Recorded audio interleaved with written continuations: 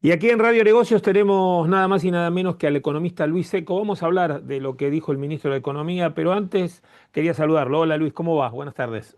¿Qué tal? ¿Cómo va? Muchas gracias por comunicarte conmigo. No, gracias por comunicarte vos con nosotros. Luis, antes de comenzar, quería hacerte una consulta, antes de hablar de lo que habló el ministro, y me gustaría poder charlar con vos sobre este tema. Eh, Milei le pidió en estos días defender el modelo y dijo que la economía está funcionando, pero hay que explicarla. Y la pregunta que te haría es, ¿qué dicen realmente los números de la economía? ¿Está creciendo o el problema es que la gente todavía no lo siente? Porque en la calle está complicado. ¿Es parte del modelo que está funcionando o hay otra que está fallando? Mira, después de la caída que tuvo en el primer semestre del 2024, la economía rebotó muy rápido, pero yo te diría que ya lleva un poquito más de un año que está estancada, digamos. Si vos mirás el dibujo, es una raíz cuadrada, digamos, ¿no? Pasó de una B corta a una raíz cuadrada, o sea, se amesetó. Detrás de ese amesetamiento hay una cuestión fundamental que es la gran dispersión sectorial. Entonces vos tenés algunos sectores que le va muy bien, a otros que están en el promedio, porque cuando uno habla de dónde está la economía, mira el promedio y a veces los promedios no te indican demasiado, no se condicen demasiado con la sensación de la calle. Y después tenés otros sectores que le va muy mal. Entonces, depende de con quién hablas, depende de a quién escuchás o en qué región del país estás, porque los sectores tienen patas, ¿no? Están operativamente en determinada región o geografía. Entonces la película o la foto, si querés, para no entrar con la idea esta de foto versus película de Milei, eh, es muy dispersa y tiene esta dificultad para ser leído. Cuando vos decís, ¿qué te dicen los datos sobre la actividad económica?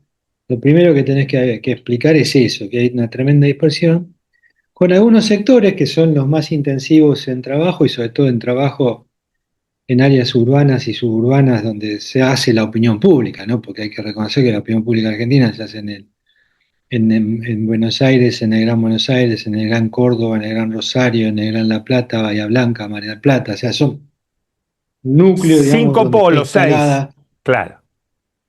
sí, donde tenés la mayoría de la población, urbana sobre todo, que es para donde se destina un poco el contenido de los medios, de los grandes medios de comunicación.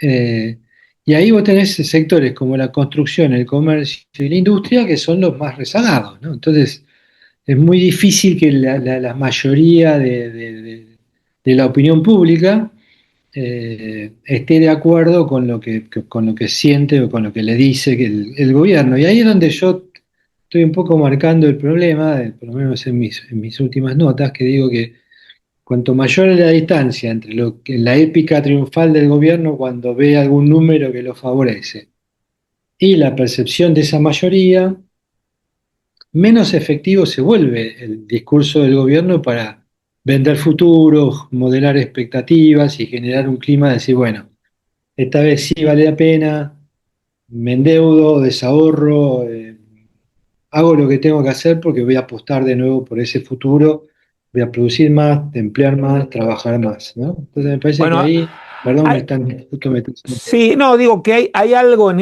esas encuestas que se vieron esta semana, es que la gente está mucho en disconformidad, pero no cambiaría el rumbo.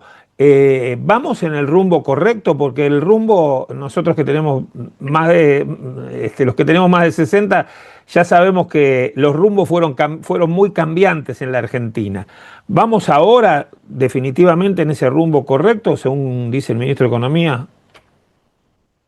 Yo creo que el rumbo no está equivocado. Yo tiendo a pensar que la Argentina que quiere Milei es la misma que quiero yo, pero todavía no llegamos a ella y entonces ahí vienen todas las discusiones que tenemos los economistas respecto a si estamos en una plataforma de arranque que nos permita transitar el camino hacia esa Argentina competitiva, productiva, con un Estado chico, eficiente, que solo cumple aquello que tiene que hacer y deja de hacer lo que no tiene que hacer y lo hace mal, Ujú.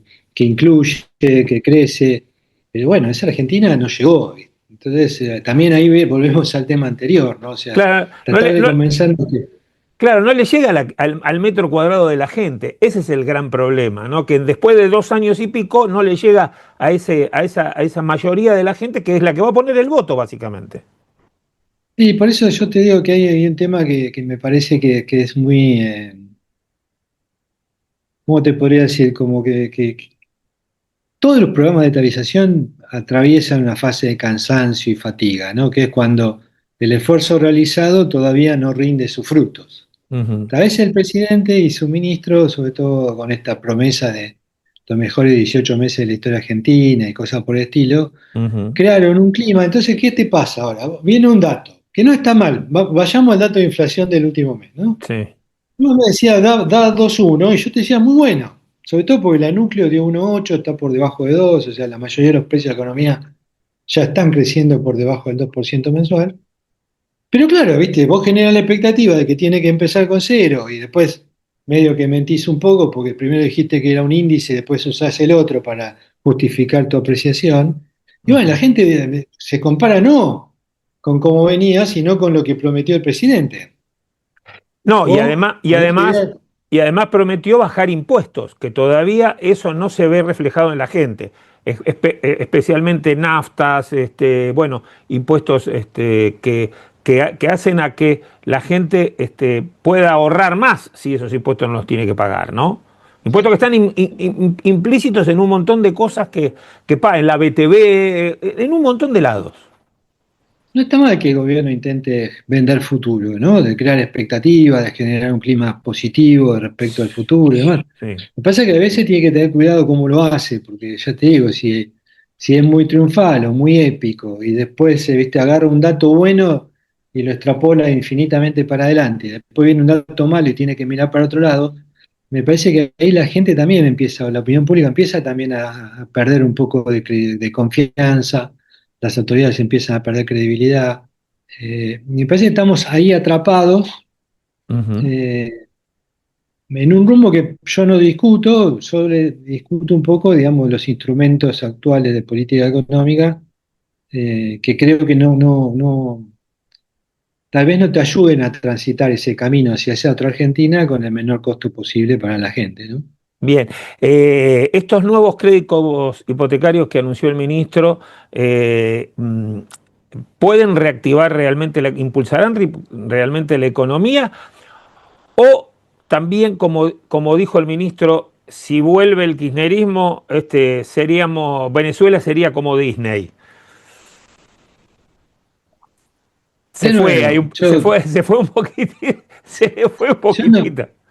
no me lo, no me- a veces no me tomo tan en serio estas cosas, digamos. O sea, yo lo tomo siempre del prisma de qué tiene que hacer un funcionario, qué tiene que hacer un presidente, es generar ese clima positivo, generar expectativas respecto a lo que está haciendo él, ¿no? Claro. Y comparado con lo que harían nosotros para justificarlo. Es folclórico, te diría yo, y se va a exagerar mucho más cuando empiece. Yo creo que ya Ya empezó. empezó. Milei arrancó su campaña electoral el 17 de agosto, ¿no? Eh, pero me parece que ahí el punto respecto a los créditos hipotecarios, yo te diría, bienvenido sea, me parece que era un instrumento disponible, no me preocupa demasiado el uso de parte de los recursos del Fondo de Garantía de Sustentabilidad, que en realidad no garantiza nada, o sea, imagínate que respecto a lo que es el tamaño de la deuda actual en el sistema previsional, eso no alcanza para nada, con lo cual usarlo transitoriamente o usarlo para este tipo de cosas no está mal. Vos fíjate, por ejemplo, el Banco Nacional de Desarrollo de Brasil, que es el gran banco de desarrollo de toda la región, se nutre de parte de los impuestos al trabajo, o sea, de lo que va a la previsión social, una parte va al Banco Nacional de Desarrollo de Brasil y lo usa precisamente para dar préstamos de largo plazo. Así que yo no le veo ahí una. De hecho, ya el Fondo de Garantía tiene plazo fijo, con lo cual acá lo que va a hacer es sustituir algunos plazos fijos por otros nuevos plazos fijos que van a ser destinados después, esos Ujú. fondos van a ser destinados para ser prestados, ¿no? Entonces, me parece que ahí no hay nada malo. Después está que ver, yo no miré mucho las condiciones, pero me quedé con que, por ejemplo, el ingreso que tienen en mente para el tamaño promedio de los préstamos es de 3.500.000 pesos por mes. Y entonces Caputo dijo, bueno, para una pareja, si dado que el sueldo promedio es más o menos la mitad, una pareja de jóvenes puede ir y tomar un préstamo que va a pagar una cuota de 825.000 pesos, 865.000 pesos. sí, Bueno, estamos hablando de números que eh, no son para la grande mayoría, ¿no? Entonces, también claro. vos agarrás, además una conferencia de prensa, si vamos a dar préstamo hipotecario, tirás números que a la gente le cuesta comprender porque tiene 12 ceros atrás de cada número. Que dicho sea de paso, yo miré los datos y me parece que exageró un poco se equivocó en los datos del stock de préstamo hipotecario actual, es mucho más chico que el que dijo, pero no importa. Pero está haciendo una política que va a estar muy segmentada, digamos, disponible para sectores de clase media, yo diría, no te digo Media acomodada, acomodada, claro. pero no seguramente para viviendas populares. Eh, y fíjate que mencionó que es alguien que estaría hoy pagando un alquiler de 865.000 pesos. Yo no sé si, qué sé yo, se me hace difícil pensar que alguien que tiene en pareja 3,5 millones de pesos por mes destina 865.000 pesos de alquiler. Imagínate que eso le toma sumar expensas, gasto de la casa, que yo estamos hablando que se le va la mitad del sueldo O supuesto un que poco, tiene en o alquileres más y de la demás. mitad de eso. Entonces, digo, hay que ver bien los números, los promedios de nuevo. Muchas veces vos haces un sistema de préstamos orientado a un promedio y por ahí los promedios de nuevo, ¿viste? No te Sí, dan toda la información de todo. además hay otra cosa, ¿no? Es préstamos dedicados a una primera vivienda que todavía se tiene que construir y hay que ver si las constructoras están de acuerdo a poder construir para ese tipo de créditos hipotecarios, ¿no? Y ya tenés que Hoy que tener el está terreno. muy claro, claro, O tenés que tener tu terreno, con lo cual, claro. eh, digo, habrá que ver cómo después cada banco implementa la línea, si va a usar la misma línea que ya tiene, con la diferencia que tendrían un límite para la tasa de interés que pueden cobrar y algunos requisitos en materia de monto y plazo. Digo, yo le doy la bienvenida. Nunca está mal aumentar la. Hay una teoría, un principio básico de la economía que si vos aumentás la cantidad de alternativas disponibles, aumenta el bienestar, con lo cual no voy a estar en contra y tampoco veo un problema de mala asignación de recursos del FGS. Yo lo Ujú. que digo es que tal vez, de nuevo, hacer un anuncio tan rimbombante, digamos, para algo que Sí, tal vez tenga un efecto relativamente mínimo, limitado. claro. Sí, desde el punto de vista de los montos es enorme, porque es un programa de 2 billones de pesos, Mm, cuando el total de crédito hipotecario, según la página del Banco Central, son 8 billones, ujú, 8,9 billones. Con lo cual estamos hablando de un tamaño importante, ¿no? Si vos solo diste 8,9 billones de pesos y esto va a agregar 2 billones, estamos hablando que está agregando casi un cuarto del stock. Entonces, es un número importante, pero ya te digo, yo creo que el gobierno necesita mostrar que está activo, que intenta reactivar la economía, me parece bienvenido, ujú. pero no le adjudico la idea de que se va a hacer perceptible rápidamente, no estoy tan seguro. ¿Cómo ves? Obviamente a los que nos están escuchando, Sí, si le dan los números, una vez que se abre la ventana de los créditos hipotecarios, hay que ir a la fila, ¿no? claro. Porque, digamos, no tenemos muchos episodios en Argentina. Ahora, acá el punto central me parece que es que vean que se puede precancelar, ¿no? Muchas veces hay muchos créditos hipotecarios que se otorgan con condiciones de precancelación muy difíciles. ¿Por qué lo digo esto? Porque estamos haciendo micro. ¿Por qué hay que hacer esto? Porque si a la Argentina le va muy bien, los próximos préstamos hipotecarios van a ser mejores que estos. Claro. Entonces vos siempre tenés que tener la alternativa disponible de tomar un nuevo préstamo para cancelar el viejo. Entonces tenés que ver muy bien si estas líneas pueden ser precanceladas con anticipación en el futuro. Ujú. Vamos a otro tema que me interesa mucho, que tiene que ver, bueno, con una reunión que se está por dar entre los gobernadores del centro del país y la posibilidad de que se traspasen las rutas, porque bueno, la obra pública está totalmente parada. Yo que viajo mucho, está totalmente parada especialmente en la provincia de Buenos Aires. ¿Cómo ves este tema desde tu visión económica y política también? Para que, bueno, ahí en la obra pública se reactive y haya más trabajo en ese tema. Me parece bien, yo creo que nadie mejor que el que está en el lugar para decidir si vale la pena hacer tal o cual ruta, arreglar tal o cual alcantarilla en un camino rural y demás, o sea que me parece bien. Pero bueno, hay rutas nacionales, rutas provinciales, es todo un sistema que tiene que cambiar.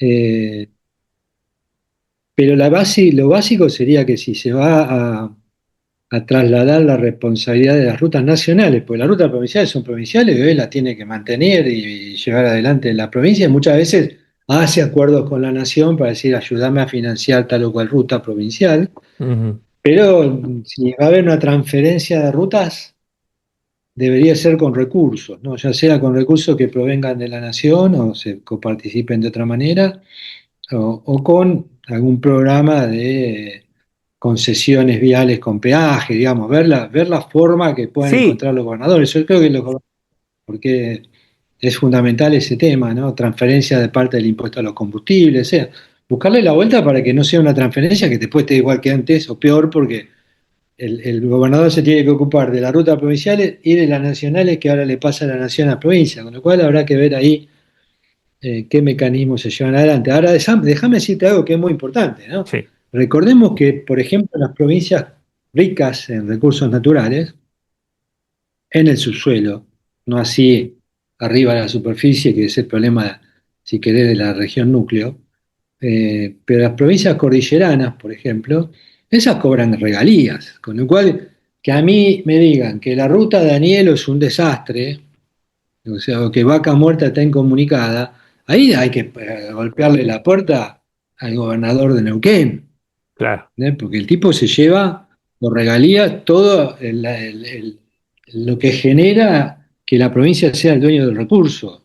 Entonces, yo diría, hay veces siempre miramos, viste, al gobierno nacional y muchas veces tener que mirar a los gobiernos locales, con lo cual deslindar responsabilidades de gasto, hacer más claro quién tiene a su cargo cada gasto es fundamental, porque si no es como que terminamos todos siempre en la encerrona esa de, bueno, toda la culpa la tiene el gobierno nacional. No es tampoco que yo lo quiera exculpar, pero me parece que es muy importante porque el gobierno nacional, en fin de cuentas, tiene un rol de coordinación en muchas áreas, ¿no?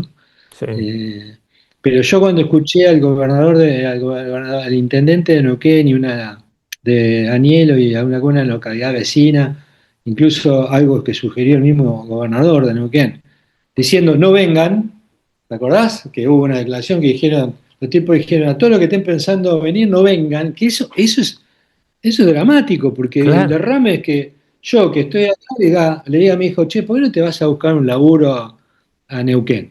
O a San Juan, o a Salta, o a Jujuy. Eso es el derrame. Cuando el tipo dice no vengan, le está diciendo que no vayan a los estudiantes, a los maestros, a los plomeros, a los carpinteros, a los camioneros, a los profesionales, a los médicos. ¿Por qué? Porque no tengo ruta, no tengo hospitales ni tengo educación. Bueno, pará un poco, flaco, estás cobrando las regalías, ¿no? Sí, claro, Digo, claro. me parece que ahí tenemos que ir todos los Y artistas. todavía el caño de petróleo no llegó no llegó al puerto que supuestamente van a hacer para exportar el petróleo y el gas, ¿no? Así que, Sí, todavía, digamos, aprovechar ese potencial tiene que ver con tener en claro quiénes son los responsables de crear la infraestructura, generar las condiciones para que haya un desplazamiento. Es difícil en Argentina, ¿viste? Los argentinos somos muy reacios a mudarnos, a radicarnos en otros lugares. pasa en el mundo eh, también, ¿eh? dentro, dentro de la Argentina, pero Mm. me parece que ahí hay un tema que hay que empezar a explicar, fomentar y sobre todo, ya te digo, de que no sea una tarea única del gobierno nacional. Ahora, cuando pasó eso, ¿qué debería haber hecho Milei? Debería haber dicho, venga señor gobernador, vengan señores intendentes de Neuquén, a ver, explíquenme cuál es el problema, porque ustedes tienen la guita para hacer las obras. Entonces ahí me parece que hay un tema clave, digamos, también de lo que es un gobierno federal. Si, ahora, si fuéramos un gobierno unitario como es Chile, y bueno, decide el gobierno nacional, y se acabó la discusión. Ahora, Sí, somos federales, ¿no? está Y eso, bien, pero es más fácil de controlar cuando es un país chico más chico que la provincia de Buenos Aires que como la Argentina, ¿no? El gobierno federal debería sí, estar pero en vos, la... yo la otra vez fui a una estancia en Chile Sí. y me dice el capataz de la instancia, me cuenta que había presentado una carpeta de análisis del proyecto de inversión en asfaltar una de sus rutas para poder sacar su ganado, ¿sí? Del campo, y que estaba compitiendo con 15 proyectos iguales a nivel nacional, todos tratando de justificar que su ruta era más valiosa que los de los demás. Vos fijate, el mecanismo de asignación de la infraestructura en Chile. Entonces vos me decís, sí, está bien, es más fácil porque así chiquito, sí, pero es muy largo también y tiene muchas No, no, rutas no, para no, poder no estoy hablando de... comunicarse. No, Y los tipos compiten. sí, no, y además tienen unas rutas extraordinarias en Chile.